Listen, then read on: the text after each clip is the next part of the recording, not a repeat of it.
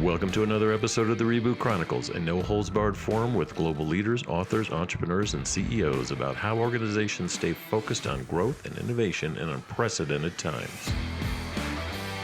I'm your host, Dean Tobias, coming to you live from Reviv's North American headquarters in Chicago, and we would like to thank you for joining us from around the globe today. I'd like to welcome an entrepreneur, lawyer, and blockchain enthusiast, Franziska Leonhardt.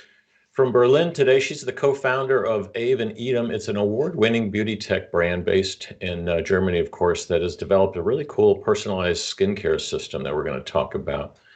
Fran, it's good to see you there. Haven't seen you since we met up in London a while back. How are things in Berlin? Thank you so much for having me. They're good.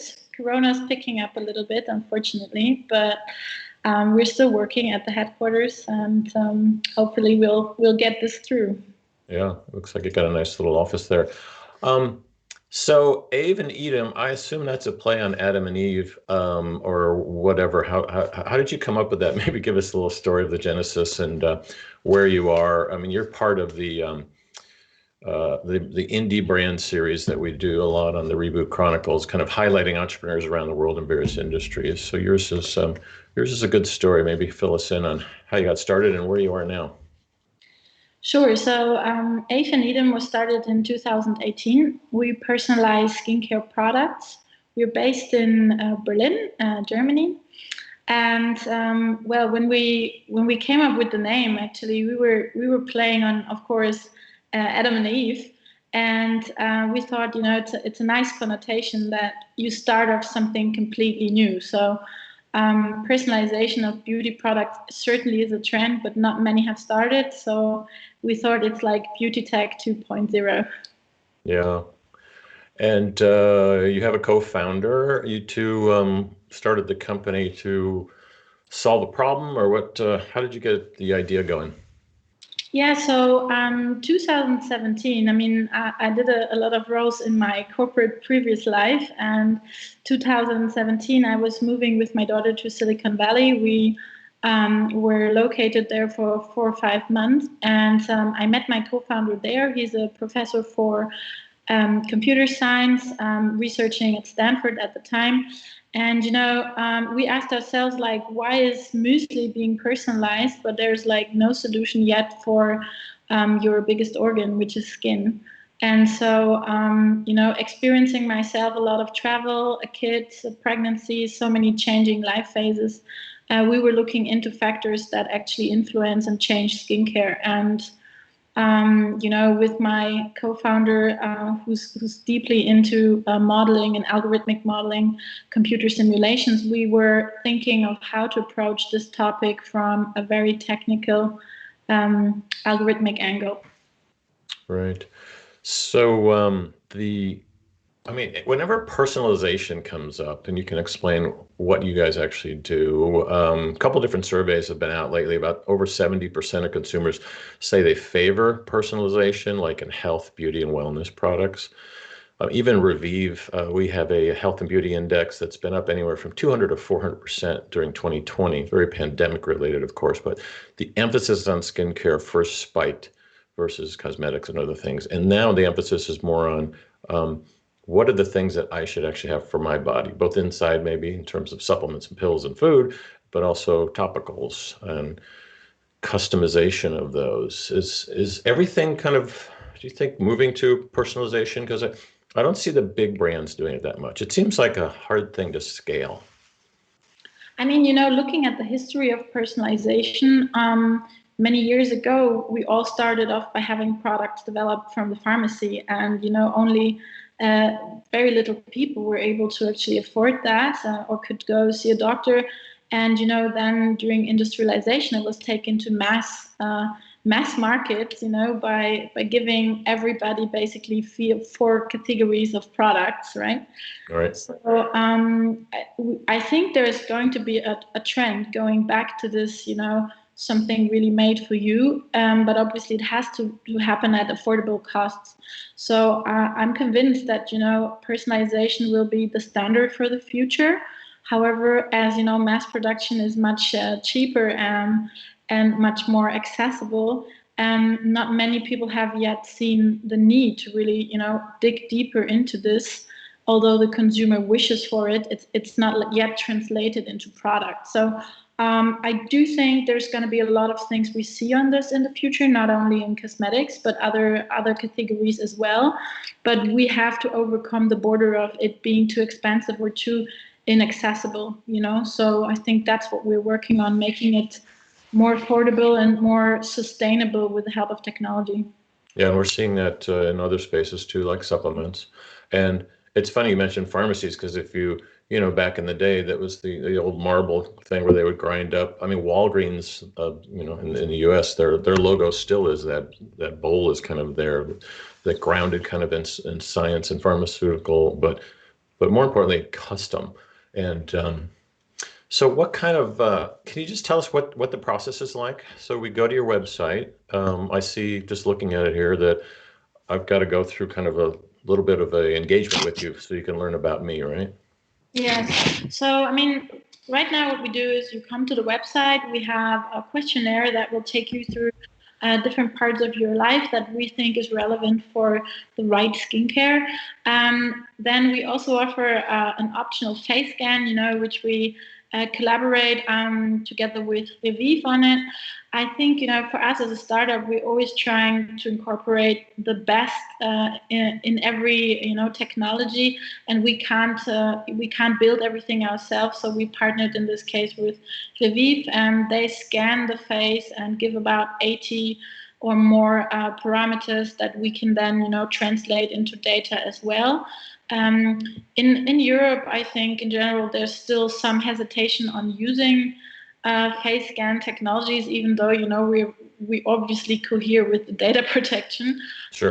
So we don't, not everybody is doing that. And we keep it optional to allow everybody the benefits of going through the test. And then when you go through the test, you will be shown the results of the test, which indicates what's the right ingredient and the right mixture for your lifestyle, your nutrition, and your type of skin. Mm-hmm. So that's fascinating, because I'll give you an example. So you mentioned Revive. So Revive powers lots of different retailers and brands. And so let's take one like here in Chicago, Ulta Beauty's headquartered here, large retailer. So when you go through that process there, the selfie and the questionnaire, they then use that data to recommend products out of maybe 1,000 SKUs, as has been well documented in the industry. Beauty is kind of a jungle. It's just overwhelming when you stand at the shelves and look, depending on the store that you're in, almost any store. It's too many choices. So anyway, they use technology to recommend off-the-shelf products. You use technology to actually make something custom for me, right? Yeah, I mean, I think that's the next step, right? So, you can either match on what's already there, or you can use algorithms to create something new. So, we've looked into what's really great about the knowledge in different disciplines like dermatology or cosmetology or environmental factors that play a role, and we kind of use our technology to in the back end to engineer a product that will give you the best for your skin in every situation you're in. And what's been the I know it's still early days for you, but what's been the consumer reaction to, because you're eliminating choice, really. You're just telling me this is for you, versus, the typical process is we'll take them from 100 potential products they could use for whatever and narrow it down to 10, but they're still choosing. With you, it's like, here, I've made the choice for you. Am I getting it right? I mean, there's 2 points to it. First of all, there's a lot of psychological studies that show that, basically people don't like too much choice. So I think, having the experience of standing in front of this huge shelves filled with skincare from top to bottom is so overwhelming. And I mean, in most of the pharmacies, at least or drugstores in Germany, there's also not much, help. Maybe at the premium or more luxury retail, you have personnel that can advise you. But if you're in a pharmacy and you're just looking for a cream, you're completely lost. So I think this is point one. So I think, we have so many choices to make in life. I would prefer to have an expert telling me what's right for me rather than, having to go through all the research and all the trial and error myself. Number two, you've asked for, customer retention or happiness factor. And so far we have 94.7% of our customers recommending to friends and family to use us. So I think word of mouth is, what we have been relying on. We're a small company. We were for large part self-financed. So I think word of mouth is your greatest power as a small startup. So speaking of that, scaling, can we kind of move into that? How are you doing that? Where are you available? So most people would say, what's your distribution strategy? That sounds a little too serious, but give us an idea what your rollout's been looking like. So far we've been, starting in Germany, rolling out to coverage all over Europe. And I think for us right now, COVID was in a way, a very disturbing, but also very catalyzing time for people buying beauty products online. So I think, so far the online strategy is our strategy. And I think it's beneficial because you're able to really have a dialogue with your consumers on a one-on-one daily basis. And, I even take the time sometimes at night and answer all my customer emails myself. Been asked before if I'm an Indian bot, which I'm not. If I reply at 2 a.m. at night, but it's just you have the chance to really learn so much if you do this part yourself. I do think we've been the winner of the Douglas Innovation Challenge. So I do think, we're going to look into some further corporations. But so far, we're focusing on rolling out the online strategy. So you've been what we call a DTC, direct to consumer play so far. Right. And sounds like the feedback's been good. The reviews are good, obviously. That's how we found you. So let's just talk about the challenges. We have thousands of corporate people, but thousands of entrepreneurs, aspiring entrepreneurs, indie brands, Silicon Valley people that listen to the program. So what's been your biggest eye-opening challenge? You've been at this for 3 years now, I think. Probably started it in your mind a year or so before that. Well, I think I envisioned one day you were sitting in a drugstore in the beauty jungle aisle and just had some kind of an epiphany about how you should attack this. But what's been your biggest challenge along the way here? First of all, I think as an entrepreneur, you really you get up and you want to solve challenges, right? So I think so far nothing that would have made me quit. I really love what I'm doing.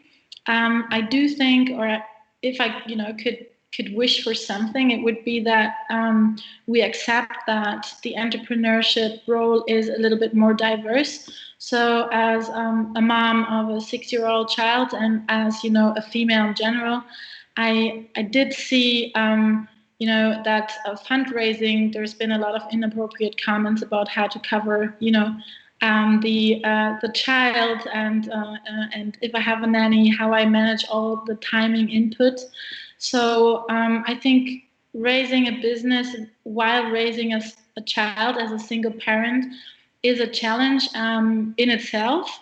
And I wish, it would have been accepted or let's say appreciated more by investors than them seeing this as, a problem to overcome or to support or fund my business.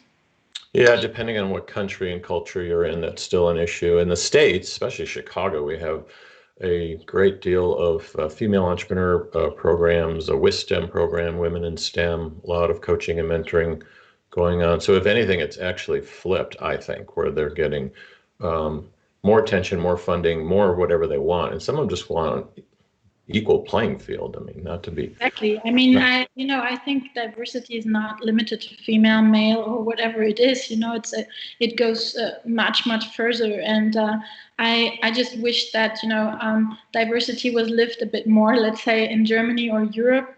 Yeah. the investors we found and that we've partnered with are really, really great and coming from the States. So it's kind of ironic that for a European startup based in Germany, you'll find your investors in the US. So I wish that more of the European investors would be as brave and as diverse as American investors have been to us. Yeah, good point. I mean, I think you're in the right market, right place, right time. I have never seen so much funding interest, at least let's call it interest at that level, in things like health, beauty, wellness, everything from food to supplements to cosmetics, maybe not so much to skincare, but just healthy kind of, living of supporting products and services that do that. And many of those used to have much lower valuations. I'm on the board of a private equity firm that we're just investing in next gen food companies, and the valuations are really very substantial these days. Companies like Vital Farms that makes eggs with free range chickens, available through most of the grocery stores now in the States, just went public, and a lot of activity here. So maybe that's a good bridge into what are you seeing in terms of the trends, and how does your company kind of play into that? So personalization is one. It seems like you have one version of personalization. I always find that it means various different things in the sector that you're in. What other trends are you kind of hoping to ride on the next few years? I mean, as you said, I think there is definitely a huge trend in all these health and well-being, I would call it, topics. And I mean, I do also see that people are just caring much more, not only about themselves, but also about the environment and about, others. So I feel that, we're going back to more sustainability. We're going back to not wanting something at all costs, not caring what it means for me, for others, for the environment. So I think general topics like clean and vegan are definitely upcoming. I mean, when this starts like with replacement of the usual protein sources, Yep. or whether that comes into some thought you spend on the use of microplastics or other ingredients. Could be, in your cosmetics, but also in other consumer goods. I think this is something where, we've been seeing a shift in mindset, I would say. But I think also Corona had been, showing people what it means to have your supply chain completely outsourced, or let's say globalized. Right. So from the beginning, we really paid a lot of thought on our sourcing, and for us in Corona, this really paid off. So I do think where we can, we produce and source locally or regionally, and only the next step would be within Europe. But this for us has been really a lifesaver. So I think also big trend will be local or regionally sourced products that have been manufactured under fair conditions. Yeah, good point. So we're seeing, just recently we've had all types of people from the sector on, CEOs of companies like Kypris and Algenist, and which is a more algae-based, Kypris more natural-based, but natural products. I don't like the word clean, but more natural products, better ingredients, sustainability, the transparency around that. That's a lot to put on your plate when you're just trying to make some money and get a startup going. Well, I mean, let's not get this wrong, right? It's not about being perfect. I think it's about taking the first step, and having this mind and having this envision. I would never think of myself or the company as perfect, but it's just when you start and you take a first step, just think about these things and keep them in mind, because I think it matters for the consumer. The consumer is getting more and more educated, and so should you, as a provider of goods or a provider of services. You shouldn't do it for others to see, just for you. Right, that makes sense.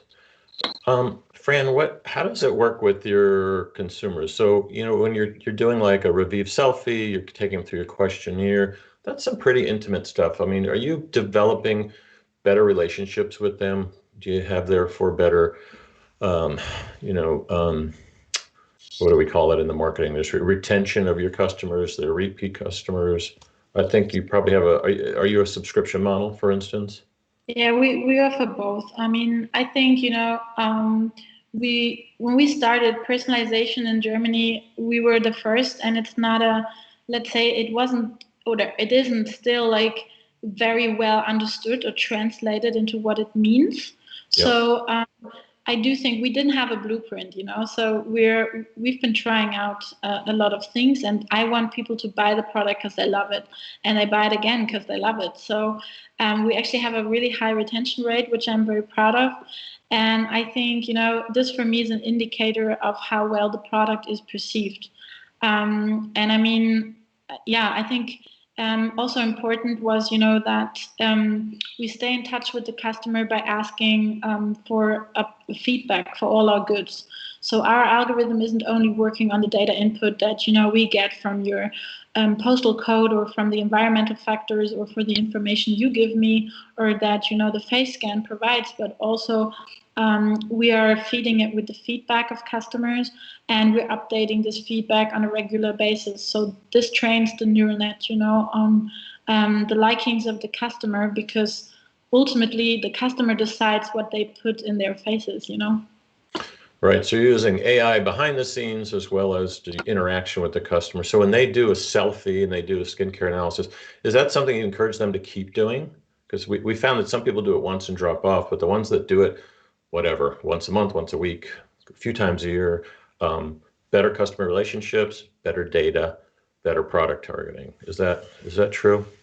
Yeah, I think it's sometimes also showing that the customer simply loves and engage with the service, and that obviously means, like it's like chicken and egg. It means that they just kind of love the product, and if they love the product, they're going to keep using the service. So, I mean, for us, what we really wanted was to create a better product that keeps adapting to things. If there's new research, if there's new input, to kind of put this into a translation for the product. And I think this is what we've tried to establish, like a circle of R&D to product to market to customer back to R&D. Right. And if you get out your crystal ball, so we've talked a little bit about the trends, but what? I wish. Yeah, this is a black one here. I'm pretending my microphone's a crystal ball. No, not where the industry is going. Just where do you want to be? As a CEO entrepreneur, 3 to 5 years from now, what's your vision for what we're going to do here? I mean, to me, the overall thought, like if we, let's say if we talk about the big picture, I think, the cosmetics industry in particular, but, you can actually spin this to consumer goods, has been, a lot of knowledge in expert hands in silos. So, most people have not been, able to access this knowledge or to have the benefits of it. So, my wish would be that we are able to kind of help to break these silos and to democratize knowledge from the industry's experts and the dermatologist experts and all these experts into going to a product for the customer that makes him access this knowledge. And basically the democratization of knowledge would be my biggest achievement if I can do that in 5 years. Yeah, that's and it's already happening. You've got technology partners like Revive and others that are helping you, because what we all want is personal attention. And I would love for you to tell me exactly what I should be using. But you and I can have that conversation. That doesn't scale. It doesn't scale to, millions and hundreds of millions of people in different countries and regions. So therefore, technology now, we're at a perfect storm regardless of Exactly. the industry. It doesn't matter what the industry is, but you take AI and haptics and visual and Yes. just all the things you can put together in terms of data, and then machine learning, which means it gets smarter and smarter. So 5 years Exactly. from now, your algorithms in 5 years from now are going to be off the charts. So I see that as that's a great way to scale. Sorry, my internet was a little bit low, so I didn't hear you at the to the end.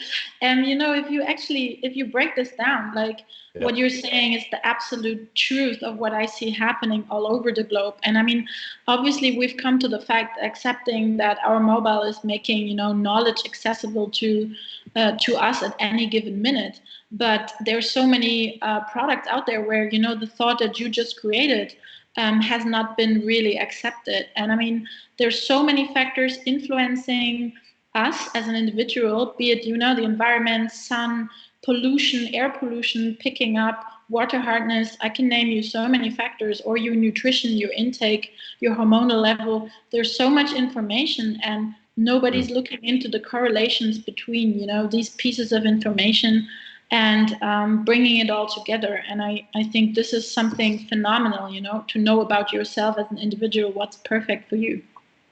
Yeah, and that's the shift we're seeing in technology is like we are moving from being, basically these devices are like running our lives versus actually just helping us live our lives. So we're still at the point where this is a portal into something that's still kind of controlling you. You have to do it the way your smartphone wants to do it. And in the future, it's not going to be like that. It will be doing things for you. So you're doing some of that now.